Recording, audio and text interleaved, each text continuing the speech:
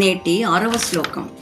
శీర్ణఘ్రాణాంఘ్రిపాణీన్ వ్రణిభిరపఘనైర్ఘర్ఘరా వ్యక్తఘోషాన్ దీర్ఘాఘ్రాతా నఘౌఘైః పునరపి ఘటయత్యేక ఉల్లాఘయన్యః ఘర్మాంసోస్తస్య వో అంతర్ద్విగుణఘనఘృణా నిఘ్న నిర్విఘ్నవృత్తే దత్తార్ఘా సింధసంఘైర్విదధతు గృణయః శీఘ్రమంహో విఘాతం.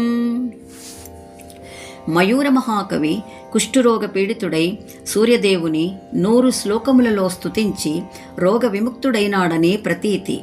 అయితే మయూరుడు కుష్ఠువ్యాధిని పొందడానికి అనేక గాథలు ప్రాచుర్యంలో ఉన్నాయి. మయూరుడు హర్షవర్ధనుని ఆస్థాన కవి అయిన బాణునికి సమకాలికుడు. ఇరువురు అనునిత్యం సాహిత్య గోష్ఠితో కవితా చర్చలతో కాలం గడిపేవారు. ఒకనాడు మయూరుడు తన కవితను వినిపించాలని ప్రాతకాలంలో బాణుని ఇంటికి వెళ్ళాడు. బాణుడు ఇంకా నిద్ర లేవలేదు. తిరిగి వెళ్ళబోయే సమయానికి మాటలు వినబడటంతో ఆగిపోయాడు. బాణుడు ప్రణయ కలహంతో ఉన్న తన భార్యను బ్రతిమాలుతూ శ్లోకంలోని 3 పాదములు చెప్పి 4వ పాదాన్ని ఎలా పూరించాలా అని ఆలోచిస్తున్న తరుణంలో మయూరుడు ఆ 4వ పాదాన్ని పూరించాడు. అతని కవితా చాతుర్యానికి బాణుడు సంతోషించినప్పటికీ బాణుని భార్య కుపితయ్యై ఆలుమగల మాటలు చాటుగా విన్నందుకు కుష్ఠురోగివి కమ్మని శపించింది. అయితే ఈ శ్లోకం యొక్క ప్రత్యేకత ఏమిటంటే మొదటి 2 పాదములలో కుష్ఠురోగంతో తాను పడే వేదనని ఈ శ్లోకంలో అంతర్లీనం చేశాడు మయూర మహాకవి.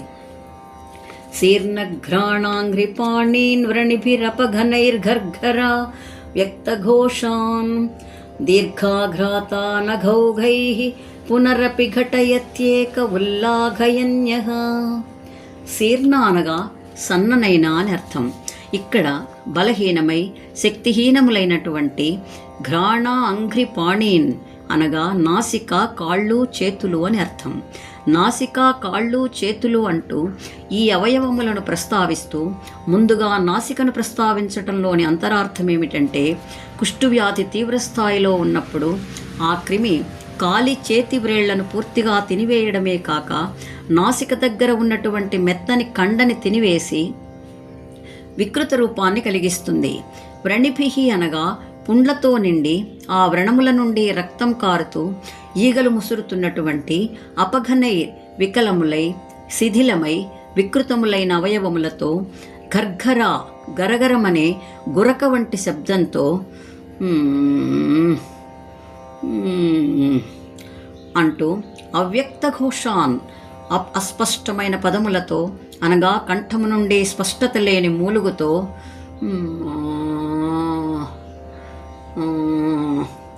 అంటూ ఉన్న తన యథార్థ స్థితిని వర్ణించాడు మయూరుడు. దీర్ఘాఘ్రాతాన్ అంటూ ఈ పద ప్రయోగం మయూరుని హృదయ విదారకమైన స్థితికి అద్దం పడుతుంది.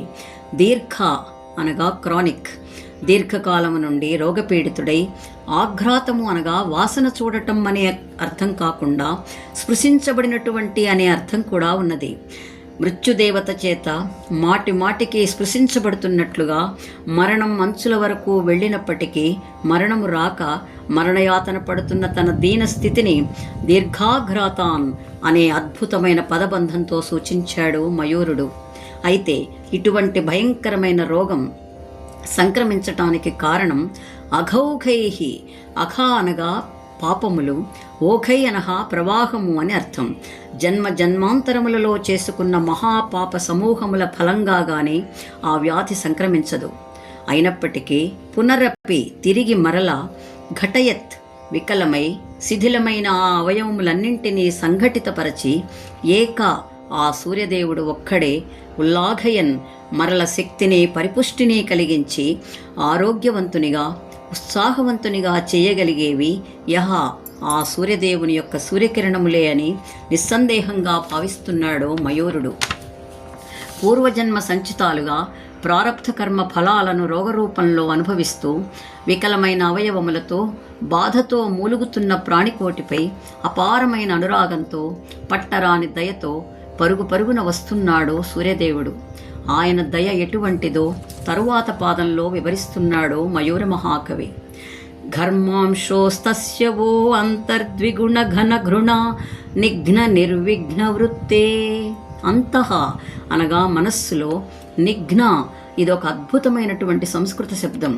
ఎంతో ఉపాసనతో భావిస్తే గాని రాయలేని పదం.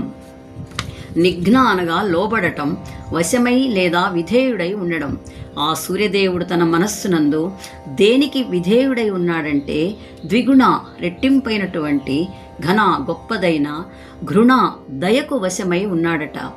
నిర్విఘ్న ఆ దయ అనేది కూడా ఒకరోజో లేదో ఒకసారి మాత్రమో కాదు, నిరాటంకంగా నిరంతరాయంగా వృత్తే ప్రాణికోటిపై దయ కలిగి ఉండడమే ఆయన యొక్క పని అన్నట్లుగా ఆ విధంగా దయామయుడై ఘర్మాంశో, ఘర్మం అనగా వేడి లేదా చెమట అని 2 అర్థములున్నాయి. 3వ శ్లోకంలో చెప్పినట్టుగా సంతతాత్వశ్రమజ, ఎన్నో వేల కాంతి మైళ్ళ దూరం ప్రయాణం చేయటం వలన కలిగిన శ్రమ నుండి పుట్టిన చెమట లేదా వేడిమిని సంతరించుకున్నటువంటి స్తస్య ఆ సూర్యదేవుని కిరణములు రోగ బాధలతో కృంగిన ప్రాణికోటిపై రోగహరణాలై, ఆయుఃకారణాలై, ప్రకృతి వైద్య పరికరాలై ప్రసరిస్తున్నాయి.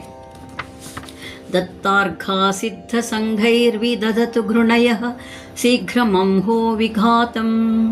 సిద్ధ సంఘై సాధులు, సిద్ధులు, మునుల సమూహముల చేత దత్తా ప్లస్ అర్ఘ ఆ సూర్యదేవునికి సూర్యోదయ సమయంలో శుచి అయిన జలాలతో అర్ఘ్యమిచ్చి పూజింపబడుతున్నటువంటి ఘృణయ ఆ సూర్యకిరణములు వహ మీ యొక్క అంహో పాప సమూహములన్నింటినీ శీఘ్రం వెంటనే ఏమాత్రం ఆలస్యం లేకుండా విఘాతం నాశనమును విదధతు చేయుగాక అని ఆకాంక్షిస్తున్నాడు మయూరుడు. అయితే పాప వినాశనమును ప్రస్తావించటంలోని అంతరార్థం ఏమిటంటే పూర్వజన్మకృతం పాపం వ్యాధి రూపేణ జాయతే అనే శాస్త్రవచనం ప్రకారంగా పాప వినాశనాన్ని కోరుకుంటున్నాడు మయూర మహాకవి.